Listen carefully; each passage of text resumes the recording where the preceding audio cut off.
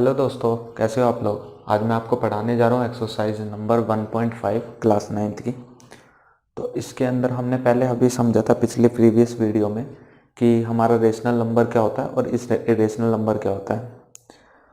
तो rational number की बात करते हैं। तो रेशनल नंबर p/q की फॉर्म में होता था और q 0 के इक्वल नहीं होता था, जबकि इरेशनल क्या था। रेशनल नंबर वो नंबर्स थे जो हमारे परफेक्ट स्क्वायर नहीं थे और यहाँ पे कोई भी इंटीजर ले सकते थे, पॉजिटिव इंटीजर नेगेटिव छोड़ के। तो वो आपके क्या होते हैं, इरेशनल होते हैं। जैसे √3 क्या है, इरेशनल नंबर है।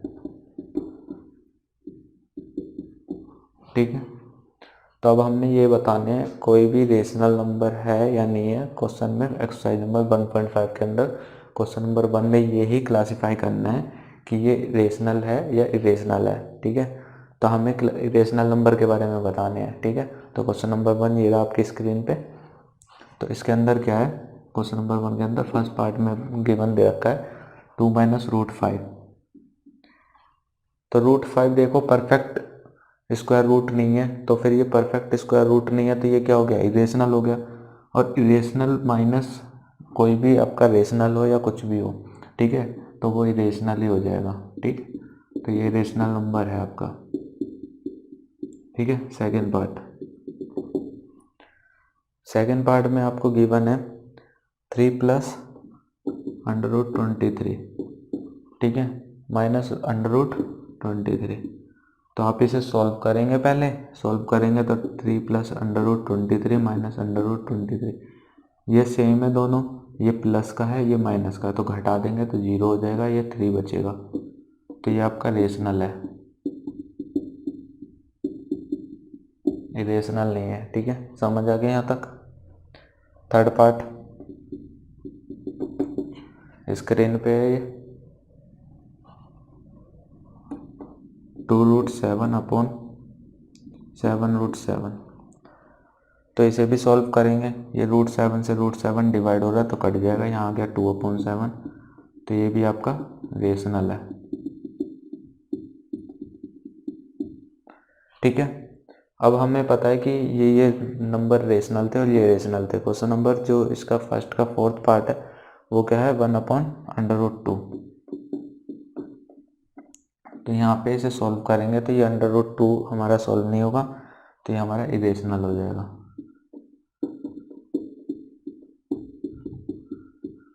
ठीक है, तो क्लियर हुआ यहाँ तक, रेशनल क्या है इरेशनल क्या है। Fifth part 2π। तो पाई का मल्टीपल है, यानी आपका इरेशनल नंबर का मल्टीपल है, तो ये भी आपका इरेशनल होगा। ठीक है, क्वेश्चन नंबर खत्म हो गया यहाँ पे 1। क्वेश्चन नंबर सेकंड के लिए करते हैं।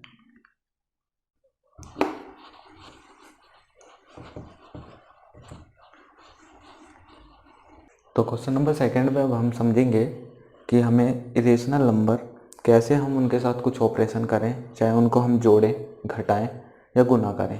तो उसके साथ हम ऑपरेशन समझेंगे रेशनल नंबर के साथ। ठीक है, क्वेश्चन नंबर 2 आपकी स्क्रीन पे ये रहा, जिसमें हमें सिंप्लीफाई करना है। फर्स्ट पार्ट में 3 + √3 मल्टीप्लाई विथ 2 + √2। ठीक है, तो अब आपकी मल्टीप्लाई करनी है, जैसे हम नॉर्मल नंबर के साथ मल्टीप्लाई करते थे। 4 की मल्टीप्लाई 7 से करेंगे, फिर 4 की 8 से करेंगे, फिर 4 की 4 से करेंगे।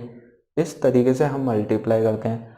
तो ऐसे ही यहाँ पे पहले 3 की इस 2 से करेंगे, फिर 3 की √2 से करेंगे, फिर √3 की मल्टीप्लाई होंगी आपकी।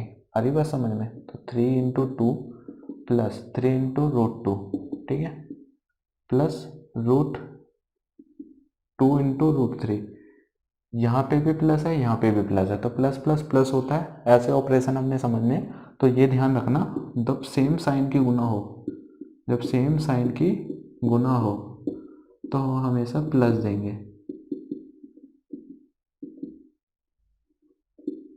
ठीक है, और जब डिफरेंट साइन की गुना होगी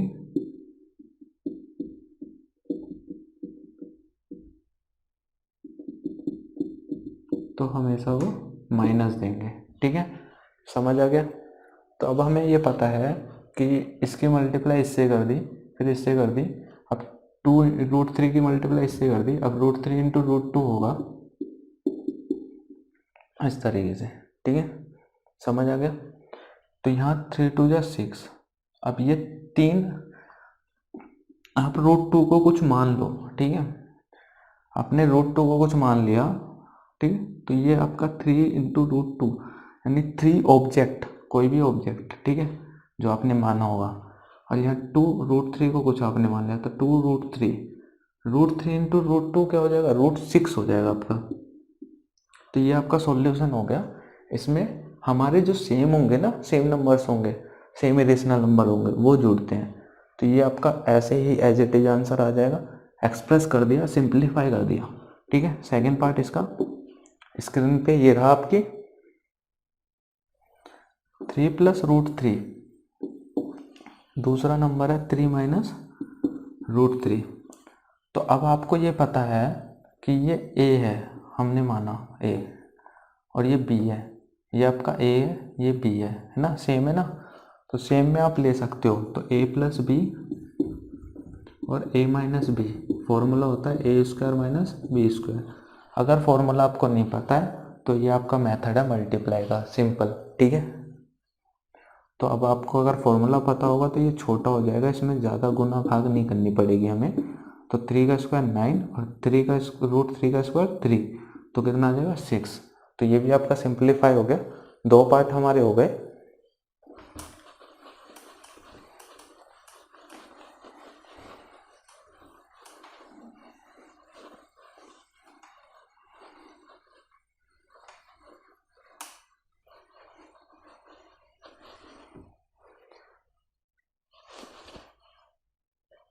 इसका थर्ड पार्ट करते हैं।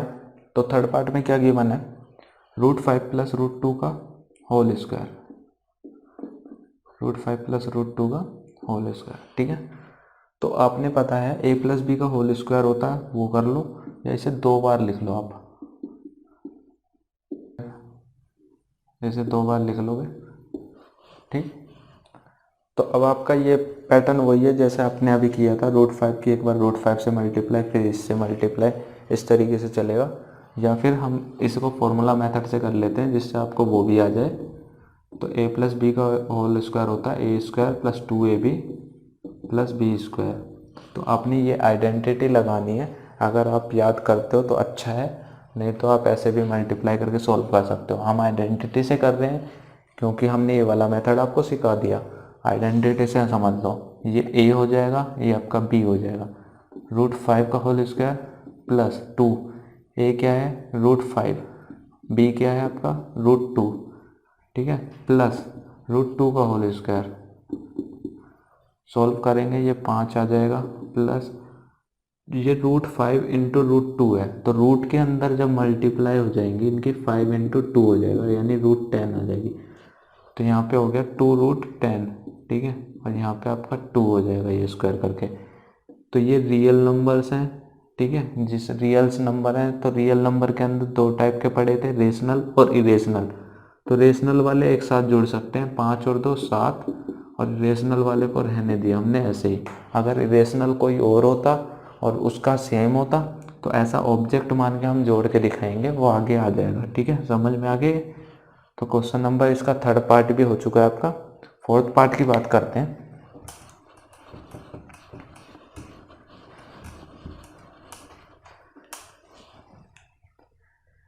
फोर्थ पार्ट सेम होगा आपका, a - b और a + b पे डिपेंड है। आपका स्क्रीन पे ये रहा, √5 - √2 और √5 + √2, ठीक है। तो इसको a - b a + b लगा देंगे, तो यहाँ क्या हो जाएगा, a² - b², ठीक है। तो a का स्क्वायर यानी √5 का स्क्वायर - √2 का स्क्वायर, तो 5 - 2 कितना हो गया 3। तो आपका ये फोर्थ पार्ट भी पूरा हो गया। ठीक है, समझ आ गया। क्वेश्चन नंबर 2 के सारे पार्ट कर लिए हमने, क्वेश्चन 1 हो गया। आगे चलते हैं, क्वेश्चन नंबर 3। क्वेश्चन नंबर 3 में आपको ये समझना है कि हमारा जो पाई है वो हमारा इरेशनल होता है, ठीक है। पाई एक इरेशनल नंबर है क्योंकि इसकी जब हम डेसिमल सिस्टम में कंपेयर डेफिनेशन के हिसाब से हम जब इसको डेसिमल में कन्वर्ट करते हैं तो ये टर्मिनेट ही नहीं होता। जब टर्मिनेट नहीं हो रहा तो ये पाई एक इरेशनल नंबर हुआ। तो पाई एक इरेशनल नंबर होता है, लेकिन हम इसे एज्यूम करते हैं नियरली 22/7, जबकि 22/7 एक रेशनल है। तो ये हम इक्वल नहीं कह सकते, लेकिन हमारे कैलकुलेशन के आसान बनाने के लिए हम इसको बोल देते हैं पाई इक्वल टू 122/7 और 3.14, जबकि पाई एक इरेशनल है, बहुत लंबा जाएगा, कभी टर्मिनेट ही नहीं होगा। ठीक है, तो हमने एज्यूम करा है। जैसे हम कोई स्पेस वगैरह के वो करते हैं तो कैलकुलेशन करने के लिए वहाँ पे पाई की अप टू मैनी डेसिमल्स तक ली जाती है कैलकुलेशन, जिससे वहाँ पे कोई भी अगर गलती हुई, मान लो एक स्पेस बहुत बड़ा होता है, ठीक है, उसके अंदर हल्का सा भी एंगल का डिफरेंस आ गया ना, तो वो कहाँ से कहाँ स्ट्राइक कर जाएगी, ठीक जीत जाके। ठीक है, तो पाई एक इरेशनल है, जबकि 22/7 एक रेशनल है। ठीक है, समझ आ गया। क्वेश्चन नंबर 4 पे चलते हैं।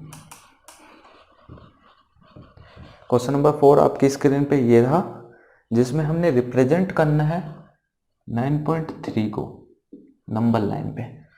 तो अभी हमने पिछले प्रीवियस क्लास में पढ़ा था कि नंबर लाइन पे हमारा कोई भी रेशनल नंबर रिप्रेजेंट हो सकता है, बस वो नेगेटिव इंटीजर नहीं होना चाहिए। ठीक है, नेगेटिव हो जाता है तो वो कॉम्प्लेक्स नंबर में कन्वर्ट हो जाता है। ठीक है, तो √9.3 को हम सॉल्व करेंगे। ठीक है, तो √9.3 को जब हमें नंबर लाइन पे दिखाना है, जैसे हमने √3 √4 दिखाए थे, उसके हिसाब से ही हम यहाँ पे करेंगे।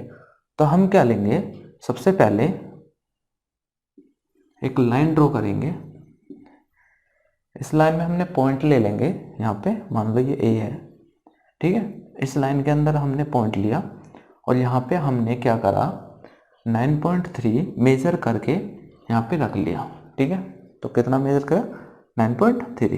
तो यहाँ से मान लो 9.3 स्केल रख के हमने यहाँ पे कट कर लिया। ये हमारी स्पेस आ गई 9.3 की। ठीक है, यहाँ पॉइंट दे दिया नाम इसका बी।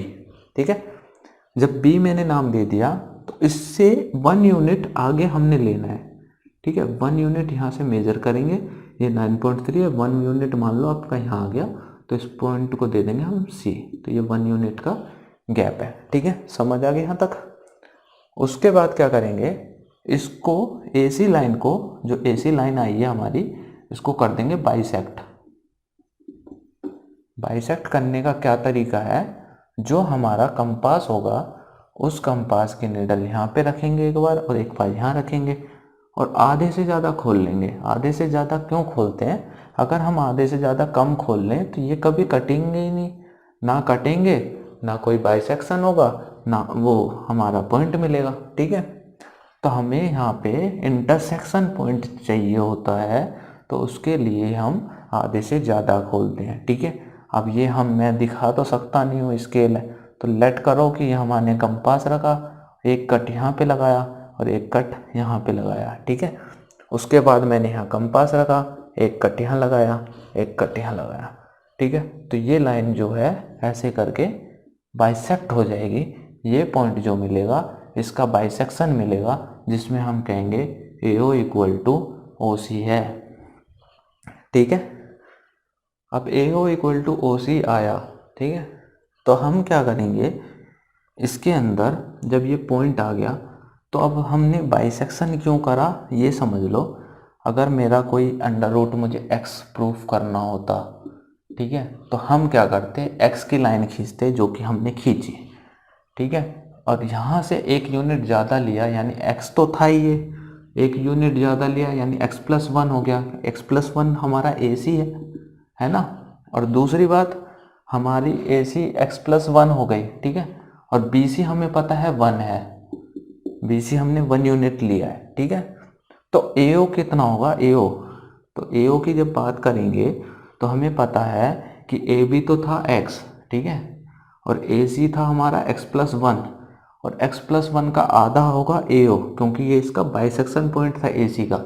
तो आपका AO कितना हो जाएगा, x+1/2। ठीक है, x+1/2 आ गया। अब मेरे को पता है ये हमने निकाल लिया AO, और मुझे चाहिए यहाँ से मैं करूँगा इस सेंटर मानते हुए यहाँ से मैं ड्रॉ कर लूँगा एक सर्कल। ठीक है, इस पॉइंट से। तो यहाँ से जब सर्कल ड्रॉ करूँगा, यहाँ कंपास रखूँगा, आधे से ज़्यादा खोलूँगा, और यहाँ से सेमी सर्कल हमारा इस तरीके से आ जाएगा। ठीक है, तो ये सेमी सर्कल हमारा ड्रॉ हो गया। अब इस सेमी सर्कल के अंदर हमने ये देखना है, अगर बी पॉइंट से मैंने परपेंडिकुलर ड्रॉ करा, आप प्रोटेक्टर यूज़ कर लो या फिर 90 डिग्री का एंगल बनाना आता है वो रख लो, तो यहाँ पे ये यहाँ कहीं कट करेगा। तो ये वाली जो हाइट आई है यहाँ से यहाँ तक की, ये आपकी आई है। अगर मैंने इस हाइट तक की को रेडियस मानते हुए एक सर्कल ड्रॉ कर दिया, तो ये हाइट यहाँ से इतनी बढ़ गई, यानी इस पॉइंट से इस पॉइंट तक की जो दूरी बढ़ी है, तो ये जितनी भी पॉइंट आई है ये आपकी √9.3 होगा। ठीक है, जो चीज़ आएगी। अब ये कैसे आएगी, ये क्यों करा हमने, परपेंडिकुलर क्यों खींचा, और ये क्यों सेमी सर्कल बनाया, ठीक है, वो समझते हैं। AO हमने निकाल लिया था। ठीक है, अब हमारा जो ट्राइंगल बना है यहाँ पे, वो बना है, यहाँ नाम दे देते हैं इसको D। ठीक है, ट्राइंगल BDC हमें चाहिए, तो BDC में हमें BD निकालनी है। क्या निकालनी है, BD निकालनी है। ये 90 डिग्री है। ठीक है, 90 डिग्री है, तो 90 डिग्री के सामने हमें पता है कि हमें अगर ये 90 चाहिए, तो इस ट्राइंगल के अंदर एक तो ये साइड निकाल ले। अगर मुझे BD चाहिए, ये 90 तो ये भी 90 होगा ना। ठीक है, तो ये वाली लाइन ड्रॉ करेंगे। अभी समझा रहा हूँ मैं कि इस चीज़ में कैसे हमने ये निकाला। तो OD हमारा मिला हमें। ठीक है, OD हमें मिला। ठीक, OB हमें है, OB हमें पता करना पड़ेगा ट्राइंगल के लिए, और BD हमने निकालना है। ठीक है, ये हम पता कर सकते हैं, ये हम पता कर सकते हैं। BD हमारा निकल जाएगा पाइथागोरस से। ठीक है, तो हमें पता है OB कैसे निकलेगा, OB निकालना है मेरे को। तो मुझे पता है OC कितना होता है। ठीक है, तो OC हो जाए या फिर आपका OA हो जाए या फिर आपका OD हो जाए, ये तीनों इक्वल हैं।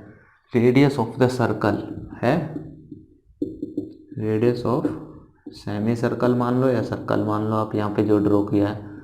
ठीक है, तो रेडियस है या सेमी सर्कल के, तो रेडियस है सेमी सर्कल के। तो मुझे ये पता है ये हमारा रेडियस, ये हमारा रेडियस। तो रेडियस थी कितनी, रेडियस तो इतनी थी। तो मतलब हमारे को ये पता चल गया OD कितना है। तो OD भी कितना होगा, x+1 हो जाएगा।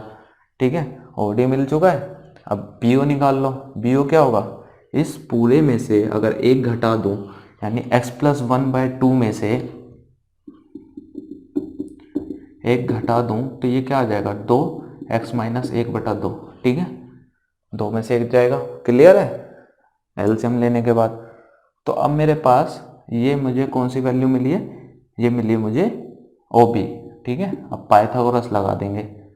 तो पाइथागोरस में इस तरफ लगा दे रहा हूँ, इस ट्राइंगल को बाहर निकाल के। ठीक है, ट्राइंगल में हमें ये समझ आया कि BD हमें चाहिए था BD, और ये हमें पता है OD कितना, x+1/2, और जबकि हमारा ये कितना है OB, x-1/2।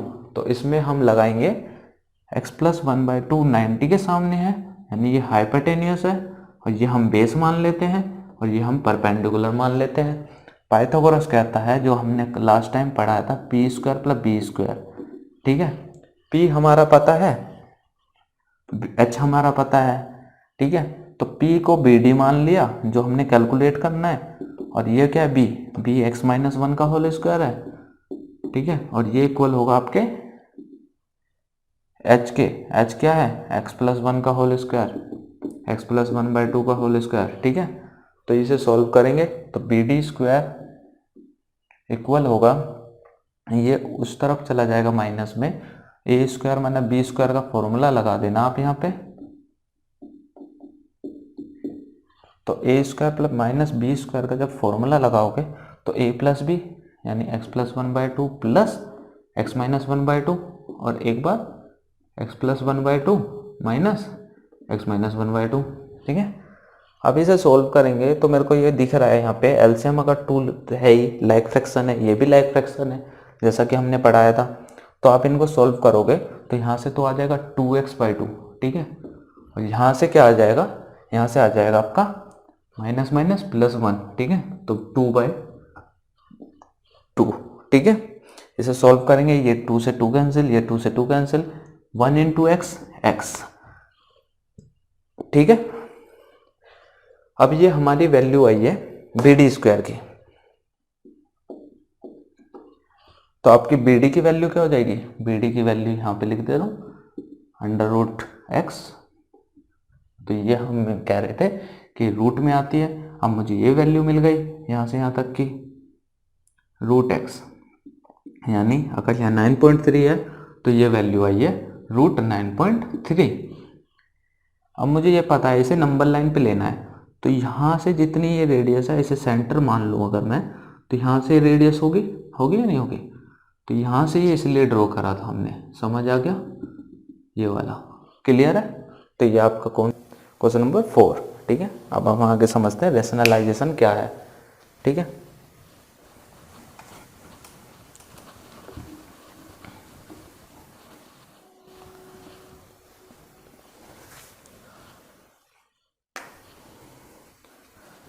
रेशनलाइजेशन पहले समझ लेता हूँ होता क्या है।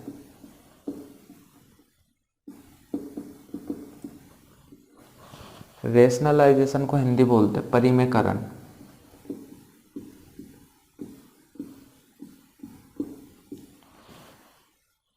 इसको हम फ्रैक्शन समझ लेते हैं पहले। 3/5 फ्रैक्शन होता है, यही रेशनल नंबर होते हैं।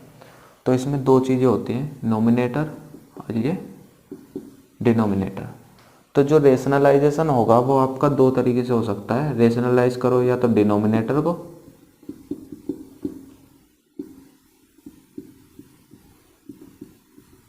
या फिर नोमिनेटर को।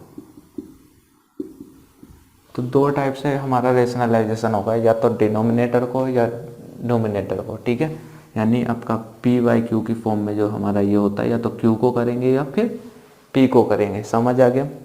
तो हमने यहाँ पे जो क्वेश्चन नंबर उसमें दिया है 5 में, उसमें ये बोला है कि रेशनलाइजेशन करो, किसका करना है, डिनोमिनेटर का करना है। ठीक है, तो हम डिनोमिनेटर को ही करके सिखा देते हैं कैसे होता है। तो ये आपने उतार लिया, रब करते हैं, फिर क्वेश्चन आपके चलते हैं। ठीक है, तो क्वेश्चन नंबर 5 का फर्स्ट पार्ट आपकी स्क्रीन पे ये रहा।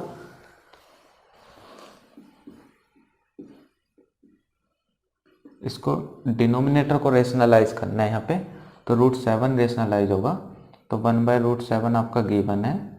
तो रेशनलाइज कहता है कि जो डिनोमिनेटर में रूट आ रहा है, डिनोमिनेटर में जो रूट वैल्यू आ रही है उसे हटाओ, रूट नहीं होना चाहिए। रेशनलाइजेशन का मतलब यही है, परिमेयकरण करना है ये इरेशनल, आपको इरेशनल रखना नहीं है वहाँ पे डिनोमिनेटर के अंदर। ऐसे ही अगर डिनोमिनेटर बोलता तो नोमिनेटर में आपका रेशनल नहीं होना चाहिए। ठीक है, तो यहाँ पे रेशनल नहीं होना चाहिए, मतलब ये हमारा एक रेशनल होना चाहिए, यही तो होगा।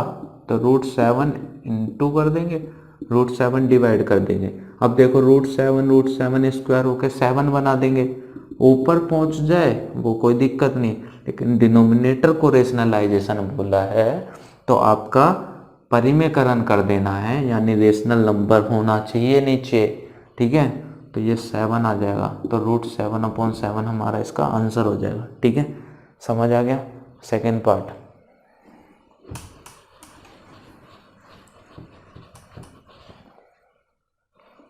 सेकेंड पार्ट आपकी स्क्रीन पे ये रहा, 1/√7 माइनस √6। अब इसके डिनोमिनेटर को रेशनलाइज करना है, तो अब हम करेंगे √7 plus √6 upon √7 plus √6।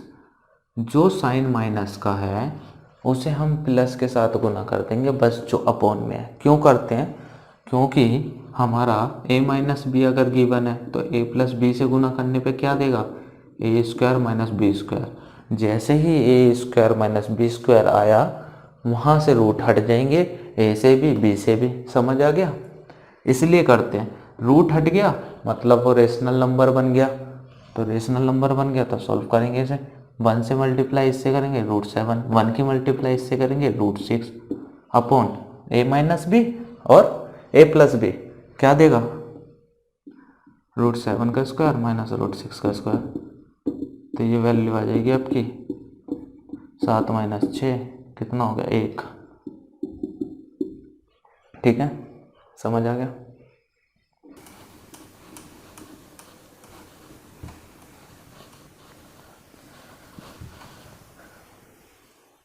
Third part आपकी स्क्रीन पे ये रहा।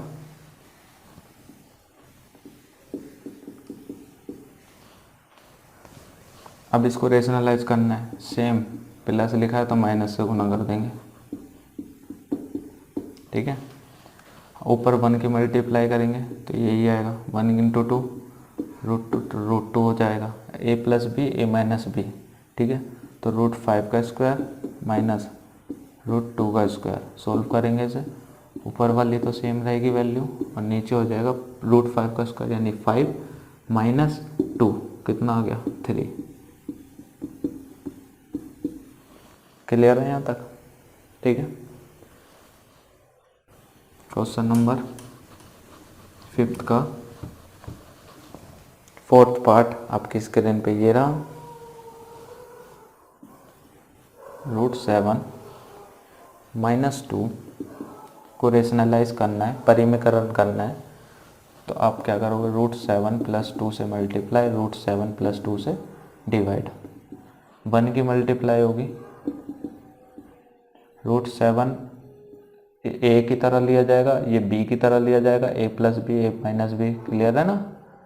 तो यहाँ √7 का स्क्वायर माइनस 2 का स्क्वायर कितना आ जाएगा, √7 प्लस 2 अपॉन √7 का स्क्वायर कितना होगा 7 माइनस 2 का स्क्वायर 4, तो कितना आ गया √7 प्लस 2/3। ठीक है, समझ आ गया?